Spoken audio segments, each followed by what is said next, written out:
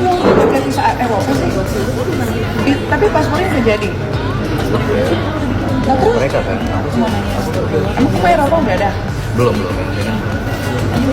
Desember tuh udah pasti jalan. Desember kita langsung pergi lagi. Gue waktu di Tromso gue nggak puas karena handphone hilang. Jadi kita kan ke Tromso lagi. Nanti iya kalau Desember terserah anak-anak sih. Tapi biasanya anak-anak suka yang salju gitu. Itu sudah sah menikah. Atau misalnya Anda ke restoran terus makan di restoran terus bayar ke kasir dan sebagainya, cukup konsensus, tidak perlu tertulis, sepakat cukup, itu sudah sah. Baik, terima kasih ahli. Sehubungan tadi dengan asas konsensualisme tersebut, menurut ahli ya, kapan sih saat terjadinya kesepakatan konsensus yang melahirkan sebuah perjanjian? Sepanjang antara para pihak yang mengadakan perjanjian itu tidak terjadi dispute, tidak terjadi sengketa masalah kesepakatan, jadi masalah kesepakatan itu tidak dipermasalahkan, itu nggak ada masalah. Tapi seandainya dipermasalahkan, maka ada teori-teori. Teori itu ada tiga, tapi yang teori pertama itu sebenarnya dipakai, yaitu teori kehendak, wills theory. Jadi sebenarnya yang dikatakan sepakat itu kalau sesuai dengan kehendak salah satu pihak. Nah, ini teori ini disampaikan yang dipakai.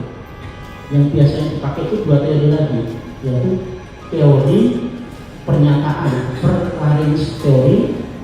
Terus yang satu lagi adalah teori kepercayaan, per-provence theory.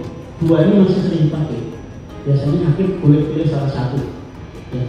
Nah, yang tadi dikatakan teori kepercayaan, teori pernyataan, per-clarice theory itu kesepakatan terjadi kan apa yang dinyatakan itulah terjadinya kesepakatan. Teori yang satu lagi katakan bahwa per-provence teori kepercayaan, apa yang diucapkan dan menurut pikiran normal yang pantas menurut banyak orang, itulah yang dikehendaki. Teori kepercayaan jadi secara selain dinyatakan juga menimbulkan kepercayaan menurut ukuran normal manusia. Baik, terima kasih ahli. Saya akan melanjutkan jika ada sebuah percakapan dua orang atau lebih dengan WhatsApp ya ini komunikasi antara dua atau lebih melalui pesan teks atau panggilan suara yang akhirnya terjadi suatu perjanjian di antara pihak yang mengadakan percakapan pembicaraan tersebut. Pertanyaannya adalah apakah kesepakatan atau konsensus secara yuridis sah dan memenuhi syarat yang disebutkan di dalam pasal 1320 ke-1 KUH Perdata jika kesepakatan konsensus. Netizen, ini bener nggak sih berita di luaran sana? Bener nggak sih berita yang beredar di luar sana? Katanya ada 5 oknum anggota BPOM yang menerima aliran dana dari DRG. Ini apaan? Bener nggak sih berita-berita itu? Gimana sih? Kok semua dibayar? Semua disuap yang menjadi penghalang. Kapan kelarnya? Jika hukum seperti ini, jika hukum bisa dibayar dan dibeli, terus gimana orang masyarakat yang tidak punya uang? Berarti yang bisa berkuasa hanya orang yang berduit dong, orang yang punya uang dong. Aduh Bu Dokter, nggak sayang tuh duitnya. Apa nggak sebaiknya fokus berbenah aja, perbaiki semuanya, dan kedepannya sedikit demi sedikit akan menjadi baik. Dan masyarakat percaya lagi sama ibu, daripada seperti ini dikit-dikit bayar, sedangkan penjualan lagi anjlok. Gak sayang tuh. Apa sebaiknya gak benerin itu reputasinya, perbaiki biar dipercaya lagi, penjualan bisa naik lagi. Mentang-mentang ibu banyak uang, jangan gitulah Bu. Ayo dong, jangan ikutin rencananya si Popos. Lama-lama ibu jadi miskin. Yang kaya itu dong si Popos. Uang ibu banyak ngalir ke sana. Ya nggak? Ini ibu gimana sih? Ayo dong bu, ikuti kata hatimu. Jangan terus seperti ini. Assalamualaikum warahmatullahi wabarakatuh. Perkenalkan, saya Miss Gosip selaku konten kreator yang ada di sosial media ini. Hari ini saya memohon kepada Pengadilan Jakarta Selatan untuk memberikan ruang dan waktu kepada seluruh konten kreator yang ada di Indonesia ini untuk dapat menyiarkan secara langsung proses persidangan Nikita Mirzani. Karena selama ini kami menduga proses persidangan Nikita Mirzani berlangsung sesuai keinginan Markus, tidak transparan, Pak. Nikita Mirzani adalah seorang artis, mempunyai fans yang besar, bukan hanya sekedar di Jakarta tetapi seluruh Nusantara. Oleh sebab itu, biarkanlah ribuan mata bisa menyaksikan secara langsung proses persidangan Nikita Mirzani ini berjalan secara transparan dan SOP, bukan sekedar berjalan sesuai keinginan Markus, Pak. Jika Bapak belum bisa memberikan kami izin menyiarkan secara langsung proses persidangan ini, proses persidangan ini sudah dikondisikan. Terima kasih. BPOM rilis berita jika 5 orang pegawainya itu terlibat penerimaan suap dari dokter sumpah palsu atau dari si abu-abu. Bener kan? Bener kan? Semua itu ada kong kaling kongnya.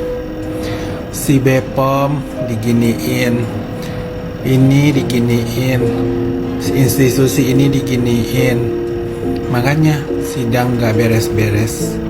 Ya, udah berapa bulan nih gak beres-beres. JPU diginiin, gak beres-beres. Nah, BPOM merilis sendiri 5 orang pegawai BPOM terlibat menerima money piptih dari abu-abu. Besok Kamis persidangan kan ya. Berarti sampai sekarang belum ada kabar dari BPOM apakah datang atau tidak.